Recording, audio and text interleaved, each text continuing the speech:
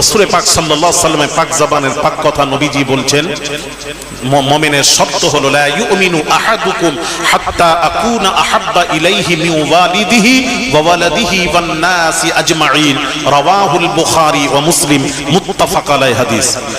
আল্লাহর নবী বলেন মুমিন হতে পারবে না ওই ব্যক্তি যে নাকি বিবি, ছেলে, টাকা পয়সা, আত্মীয় স্বজনকে আমি রাসূলুল্লাহ চেয়েও যে বেশি ভালোবাসলো, সে কখনো মুমিন হতে পারবে না।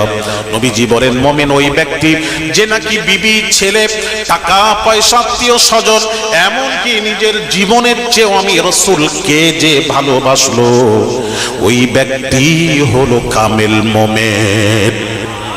তাহলে মুমিনের শর্ত রাসূলুল্লাহর ভালোবাসা।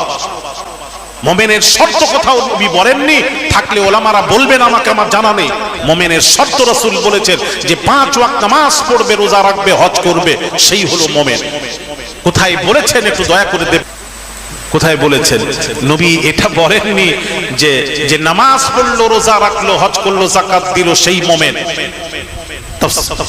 বাবাজি মাজাহিরে হক, মিশকাতে সারা মাজাহিরে হক খুলে দেখুন। রাসূল যখন এই কথা বললেন, উমার প্রেজেন্ট ছিলেন। উমার কি বললেন জানেন? ইয়া রাসূলুল্লাহ, ইয়া হাবিবাল্লাহ, হুজুর, আমি বিবি, ছেলে, টাকা পয়সা, আত্মীয় স্বজনের চেয়েও আপনাকে বেশি ভালোবাসতে পেরেছি, কিন্তু ইয়া রাসূলুল্লাহ আমি নিজের জীবনের চেয়ে আপনাকে বেশি ভালোবাসতে পারিনি। যেই বলেছেন দয়াল নবী রাহমাতুল লিল আলামিনের পাক জবানের পাক কথা নবী বললেন, উমার এখনো কামেল মুমিন হতে পারলে না। উমারের মধ্যে কি নামাজ ছিল না? উমার কি রোজা রাখতেন না? বলেন আমার প্রশ্ন।